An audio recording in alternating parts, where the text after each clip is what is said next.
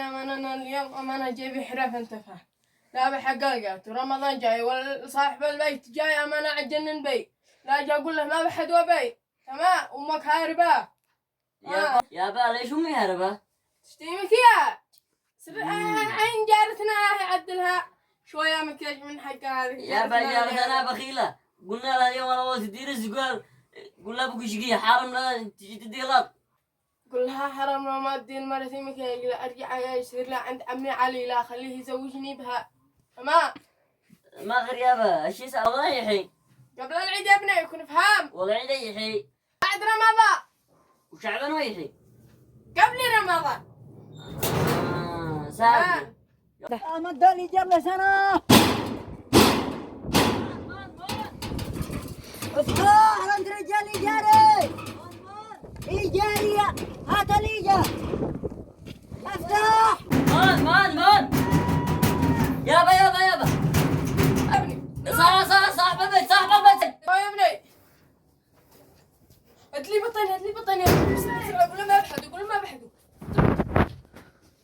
بطانية قول ما بحدو مان يا تمام صاحب الايجار اين ابو؟ قال لك ابي يا زعم ما بعده. كيف قال لي ما بحلو؟ وامك ويني؟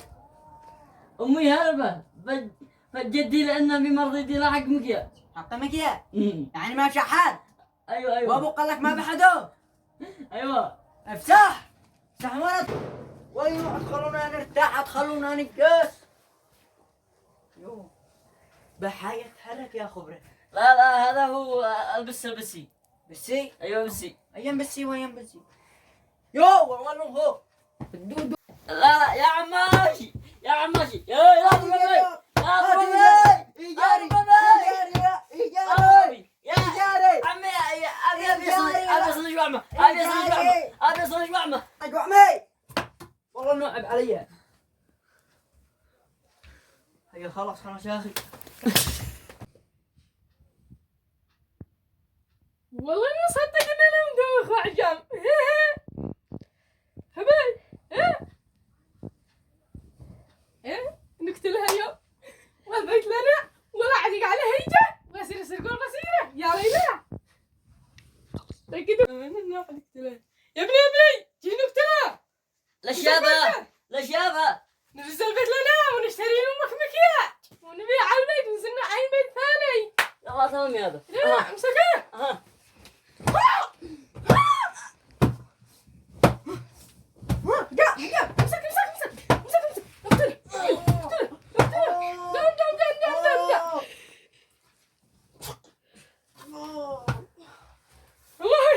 انا يابا مات اول رحمه كان طيب والله كان طيب ادى لنا البيت اول نسوان يابا وكمان ادري وين البصيره ما يهمك البصيرة لا داري بها وقد كلمني الحاج علي وقد كلمني قال لي البصيرة بزوة الفلانية حد البيت ومعه كنزها ولا يزيد.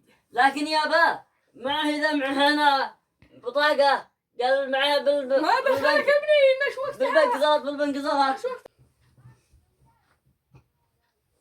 توبني يابا تلفوا هدي كسر الشريحه ما دخلك ابني الشرطه عاد جيسسوا والله نوصد انكسر اقول لا يابا ما نشيش نرتكب احنا جرايم احنا مسلمين اقول لا اسمع يا ابني ايوه يابا اسمع عشان اكلمك حاجه قول لامك ذا الحين يا عدي ما حرام لا تزوج بنت الحاره الذي جنبنا يا عدي قد اديها مكي يابا حتاكل البصاير عندي والكنز عندي يقول لامك حترجع باحترام عشان ما تتزوج اسمها بنت علي رحلة قول لامك بسرعه ما بسرعه الحين البيت قدوم الكنى يلا حن